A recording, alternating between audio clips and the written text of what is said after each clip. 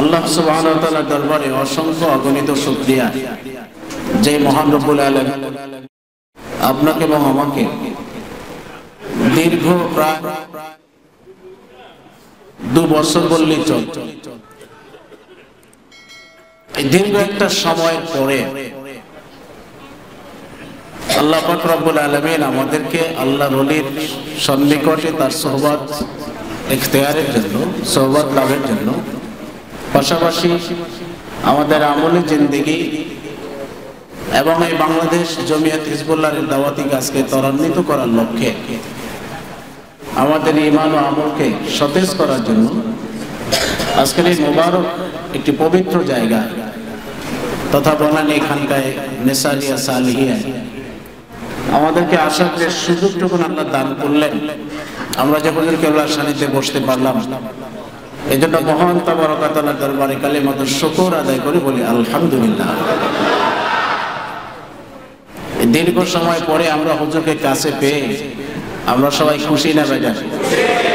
যে যত বেশি খুশি হয়েছেন তত জোরে আওয়াজ করে বলেন আলহামদুলিল্লাহ। আল্লাহ আমাদেরকে সুযোগ করে দিয়েছে। এমন তো হতে পারতো বিগত বছরের মতো আবারও এমন একটা পরিস্থিতি, যে পরিস্থিতি আমাদের বাড়ি ঘর থেকে বের হওয়া সম্ভব হতো না, কিন্তু আল্লাহ পাক রব্বুল আলামিন আমাদের উপরে দয়া করেছে। তার দয়ার পরশে আমরা আজকে একটি মোবারক জলসায় বসতে পেরেছি, তাও আল্লাহর ওলিকে সামনে রেখে, তার সান্নিধ্যে।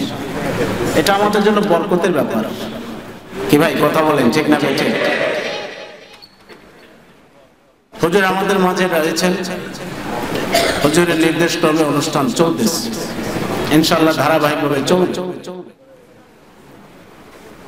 তো সর্বোপরি কথা হচ্ছে এই যে আমরা দীর্ঘ সময় পরে এখানে এসেছি আমাদের একটি লক্ষ্য এবং উদ্দেশ্যকে সামনে রেখে এসেছে তালিমি জলসায়, একটা পবিত্র জায়গায় আল্লাহর ওলির সামনে ওলামায়ে কেরামের সংস্পর্শে খুশি করতে চাই কাকে বলেন? জোরে আওয়াজ করে বলেন না কাকে? আল্লাহ। আমাদের অনেক সময় মন চেয়েছে যে অনেক দিন পর্যন্ত হুজুরকে দেখি না, কতগুলো মাস পার হয়ে গেছে হুজুরের সামনে বসতে পারি না, কিন্তু কি করার আছে, মন চাইলে তো আর পরিবেশ হয় না, পরিবেশ হয়ে ওঠে নাই, দেশের পরিস্থিতি ভালো না বিধায় মন থাকা সত্ত্বেও আমরা পারি না। আসলে এটা হওয়ারও কথা, যে যাকে বেশি ভালোবাসে তাকে সবসময় একটু কাছে পেতে চায়। কি কথা বলেন, ঠিক না বেঠিক? সাহাবায়ে কেরাম রাদিয়াল্লাহু তাআলা আলাইহিম আজমাইন নবীকে ভালোবেসেছেন প্রাণের চাইতে বেশি। কি মাল, কি সম্পদ, কি স্ত্রী, কি পুত্র, কি পরিবার পরিজন, সব একদিকে, আর নবীজির ভালোবাসা আর একদিকে। সাইয়েদনা হযরতে আলী রাদিয়াল্লাহু তাআলার ব্যাপারে এসেছে যে ইমাম হাসান এবং হুসাইন রাদিয়াল্লাহু তাআলা আনহুমা শাবাব আহলাল জান্নাহ। ইমাম হুসাইন রাদিয়াল্লাহু তাআলা যখন ছোট ছিলেন তখন হযরতে আলী রাদিয়াল্লাহু তাআলাকে প্রশ্ন করছেন, বাবা আপনি তো আমাকে খুব ভালোবাসেন? বলে হ্যাঁ বাসি। আমার ভাই হাসানকেও তো বাসেন? বলে হ্যাঁ অবশ্যই। আমার মা ফাতেমাকে? বলে হ্যাঁ তা তো। আমার নানাজিকে? বলে হ্যাঁ তাকেও ভালোবাসে। বাবা আপনি এত জনকে ভালোবাসেন, কিন্তু আমার একটু বিষয় আপনার কাছ থেকে জানবার ইচ্ছা ছিল। বলছে কি? আপনি আমাদেরকে কতখানি বেশি ভালোবাসেন আর নানাকে কতখানি ভালোবাসেন? আমাদের প্রতি আপনার ভালোবাসাটা কিরকম আর আমার নানাজির প্রতি আপনার ভালোবাসাটা কিরকম?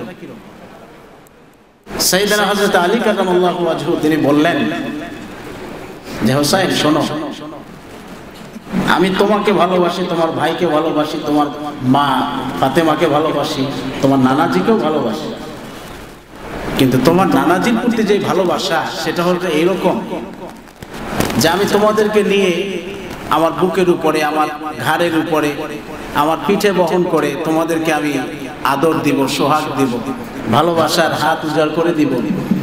আর ঠিক এই মুহূর্তে যদি কোনো ব্যক্তি আমার বাড়ির দরজা দিয়ে এভাবে ডেকে যায় যে কে কোথায় আসো, নবীজি তোমাদেরকে তার দরবারে ডেকেছেন, এই কথাটা আমার কানে আসা মাত্রই তোমরা কে কোথায় আছো, মাথার উপরে নাকি পিঠের উপরে না ঘাড়ের উপরে, এইটা লক্ষ্য করার ক্ষমতা আমার আর থাকবে না। যে যে অবস্থায় আছো ওখান থেকে আমি ছুঁড়ে ফেলে তোমার নানাজির দরবারে আমি হাজির হয়ে যাব। আমি তোমার নানাকে এতখানি ভালোবাসি। এই ছিল তাদের ভালোবাসা। সাহাবায়ে কেরাম নবীজিকে দীর্ঘক্ষণ না দেখলে তারা সহ্য করতে পারতেন না, মন বেকার হয়ে যেত যে কখন নবীজিকে দেখবেন, কখন নবীজির নুরানি চেহারা মোবারক দেখবেন, তার থেকে সোহবত নিবেন। আর তারা এটাও জানতো যে নবীজির পরশ ছাড়া, নবীজির সোহবত ছাড়া, নবীজিকে ভালোবাসা ছাড়া আল্লাহর ভালোবাসা কল্পনাই করা যায় না। তারা এটাই মনে করতো আমি আল্লাহকে পাইতে পারি না যতক্ষণ না পর্যন্ত নবীজিকে আমি না পাবো। অতএব নবীজিকে আগে খুশি করব, নবীজির মাধ্যমে পাবো কাকে? আল্লাহ। এই জন্য তারা নবীজিকে বেশি খুশি করতেন, নবীজির পাশে থাকতেন। মর্যাদা তো আর এমনিতেই হয় নাই। রাদিয়াল্লাহু আনহুম ওয়া রাদু আন, আল্লাহ তাদের উপরে সন্তুষ্ট। এই যে একটা বড় সার্টিফিকেট, তাদেরকে যে নিয়ামতটা দান করা হয়েছে, এই নিয়ামতটা তো এমনিতেই তারা পাননি। এর পিছনে কারণ কি? এর পিছনে কারণ হলো রাসূল পাক সাল্লাল্লাহু আলাইহি ওয়াসাল্লামের সোহবত ইখতিয়ার, তার ভালোবাসা। নবীজির সঙ্গে সঙ্গে গিয়েছেন, যা বলেছেন তাই, আমান্না ওয়া সাল্লামনা, দ্বিতীয় কোনো প্রশ্ন নেই। নবীজির ইতাআত অনুসরণের মধ্য দিয়ে আল্লাহর ভালোবাসাকে তারা অর্জন করেছেন। নবীজিকে দেখার মধ্য দিয়ে নবীজির প্রতি তাদের ভালোবাসা, একদিকে ঈমান, অপরদিকে রাসূল পাক সাল্লাল্লাহু আলাইহি ওয়াসাল্লামের নূরানী চেহারা মোবারক দর্পণ দেখার মধ্য দিয়ে তারা সাহাবীর মর্যাদা লাভ করলেন। আর রাসূল পাক সাল্লাল্লাহু আলাইহি ওয়াসাল্লাম যখন যা কিছু বলেছেন সেটা তারা পরিপূর্ণভাবে, কোনো ডানে বামে নয়, যা বলেছেন তাই আমল করলেন। আল্লাহ পাক রব্বুল আলামিনের মুকাররাব হয়ে গেলেন। আল্লাহ ঘোষণা করে দিলেন রাদিয়াল্লাহু আনহুম, তাদের উপরে, তাদের সকলের উপরে আল্লাহ খুশি আছেন। বলেন না সুবহানাল্লাহ। ওয়া রাদু আন, এবং তারাও আল্লাহর উপরে সন্তুষ্ট হয়েছে। আল্লাহ তাদের প্রশংসা করেছেন পবিত্র কোরআনুল কারীমে, তাদের ইবাদতের প্রশংসা করেছেন। মুহাম্মাদুর রাসূলুল্লাহ ওয়াল্লাযীনা মাআহু আশিদ্দাউ আলাল কুফফার রুহামাউ বাইনাহুম তারাহুম রুকআন সুজদান ইয়াবতাগুনা ফাদলাম মিনাল্লাহি ওয়া রিদওয়ানা সীমাহুম ফি ওয়ুজুহিহিম মিন আসারিস সুজুদ। কেন প্রশংসা করলেন আল্লাহ? কারণ তো একটাই, যে তাদের ইবাদতের ভিতরে কোনো ত্রুটি ছিল না। রাসূল পাক সাল্লাল্লাহু আলাইহি ওয়াসাল্লাম যেভাবে তাদেরকে তালিম দিয়েছেন, যেইভাবে নামাজ পড়তে বলেছেন, যেইভাবে ইবাদত বন্দেগী করতে বলেছেন, পুঙ্খানুপুঙ্খানুভাবে তারা পালন করেছেন। এবং তারা যখন নামাজে দাঁড়িয়ে যেতেন, তাদের দুনিয়ার কোনো কিছু হুঁশ থাকতো না, খেয়াল থাকতো না। তাকবীরে তাহরিমা, মানে দুনিয়ার সব কিছুকে হারাম করে দিয়ে কেবলমাত্র আল্লাহর সন্তুষ্টির জন্য তারা রুকু দিয়েছে, সেজদা দিয়েছে। যেই রুকু এমন হয়েছে, যেই সেজদাগুলো এমন হয়েছে, আল্লাহ পাক রব্বুল আলামিন তাদের সেজদার প্রশংসা করেছেন, তাদের রুকুর প্রশংসা করেছেন। জোরে বলেন না সুবহানাল্লাহ। আল্লাহ পাক রব্বুল আলামিন তার হাবিবকে বলে দিয়েছেন তারাহুম রুকআন সুজদা, আপনি দেখতে পাবেন তাদেরকে রুকু অবস্থায়, সেজদা অবস্থায়। কিন্তু বন্ধু, তাদের এই রুকু এবং সেজদাগুলো দ্বারা দুনিয়ার কোনো ভালোবাসা তারা চায় না, দুনিয়ার কোনো সম্পদের মোহ তাদের নাই, পারিবারিক কোনো মোহ তাদের নাই। তারা ওই রুকু এবং সিজদা দ্বারা কি চায়? ইয়াবতাগুনা ফাদলাম মিনাল্লাহি ওয়া রিদওয়ানা, আল্লাহর সন্তুষ্টি, আল্লাহর অনুগ্রহ তারা তালাশ করে। তাহলে যেই রুকু, যেই সিজদার প্রশংসা স্বয়ং আল্লাহ করে, তাহলে সেই যে সিজদাটা কেমন হয়েছে, জোরে আওয়াজ করে বলুন আল্লাহু আকবার। সেই সিজদাটা তাদের কেমন হয়েছিল, সেই রুকুটা তাদের কেমন হয়েছিল, যেই রুকুর প্রশংসা স্বয়ং আল্লাহ নিজে করেছেন। সুবহানাল্লাহ বলেন।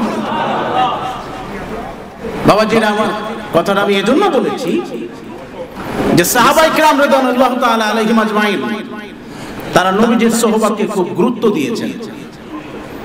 নবীজির সোহবতকে খুব গুরুত্ব দিয়েছেন বলে তাদের ইবাদতের এত দাম, তাদের রুকুর এত দাম, তাদের সিজদাগুলোর এত দাম। এইজন্য সোহবত যদি এড়াইয়া যান, তাহলে জীবনের বড় একটা সম্পদ আপনি হারিয়ে ফেলবেন। এজন্যই পবিত্র কোরআনুল কারীম আল্লাহ পাক রব্বুল আলামিন বলেন, ইয়া আইয়ুহাল্লাযীনা আমানুত্তাকুল্লাহ ওয়া কুনু মা'আস সাদিকিন। আল্লাহকে ভয় করো। আল্লাহকে ভয় করো মানে আল্লাহর যাবতীয় আদেশ নিষেধ পুঙ্খানুপুঙ্খভাবে মান্য করো। নামাজ, রোজা, হজ, যাকাত, পর্দা, পুশিদা, লেনদেন, মুআমালাত, মুআশারাতের ক্ষেত্রে সকল দিক থেকে এটাকে পরিপূর্ণভাবে তোমার জীবনে বাস্তবায়ন করো। এর নাম হচ্ছে তাকওয়া, এর নাম হচ্ছে পরহেজগারি। আর যিনি এটা পালন করেন তাকে বলা হয় মুত্তাকি। বলেন না সুবহানাল্লাহ। ওয়া কুনু মা'আস সাদিকিন।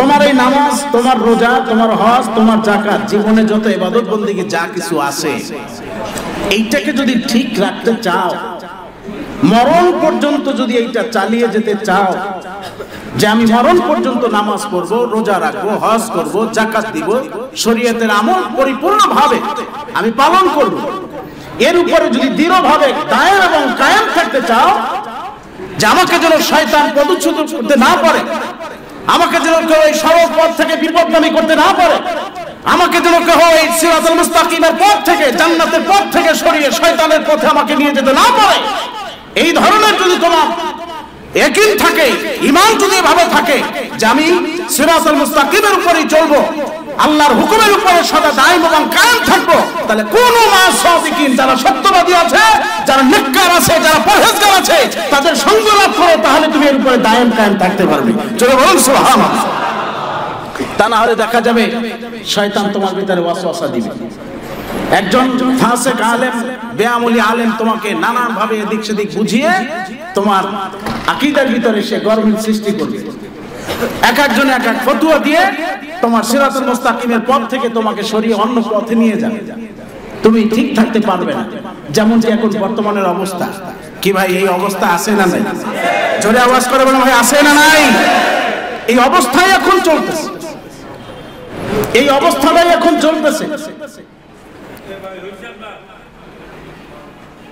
মানুষদেরকে বিভিন্ন ভাবে বুঝিয়ে শুনিয়ে এক এক দিকে ডাইভার্ট করার চেষ্টা করতেছে। এই অবস্থা থেকে বেরিয়ে আসতে হলে, এটি সরল সঠিক পথের উপরে দায়েম এবং কায়েম থাকতে হলে অবশ্যই যারা সাদিক, যারা নেককার, যারা পরহেজগার, তাদের সঙ্গে থাকতে হবে। তারা যেই পথের সন্ধান দিবেন কোরআন এবং সুন্নাহ মোতাবেক, সেই পথের উপরে প্রতিষ্ঠিত থাকতে হবে। কথা বলেন ঠিক না ভাই? এছাড়া আমাদের দ্বিতীয় কোনো পথ আছে? এই জন্যই সোহবাতের গুরুত্ব দেওয়া হয়েছে। সোহবাতটা এমনিতেই না, সোহবাত এমনিতেই না। সোহবাতের গুরুত্বটা এই জন্যই যে আমাকে যেন সরল সঠিক পথ থেকে কেউ বিচ্যুত না করতে পারে। বাবাজিরা আমার, সেজন্য আজকে এখানে এই তালিমি জলসার আয়োজন করা হয়েছে। আমরা অনেক দামি মানুষ, আসলে আমরা বুঝি না যে আমাদের দাম কতখানি, আমাদের মর্যাদা কতখানি, এটা আমরা বুঝি না। এজন্য যদি কোনো ব্যক্তি তার নিজেকে চিনতে পারে, তার নিজেকে বুঝতে পারে, তাহলে সে আল্লাহকে অতি সহজে বুঝতে পারে। যদি বলেন না সুবহানাল্লাহ। আল্লাহকে অতি সহজে সে চিনতে পারে যদি নিজেকে সে চিনতে পারে যে আমি কে, আমার পরিচয়। আজকে আমরা এখানে যারা এসেছি তালিমি জলসায়,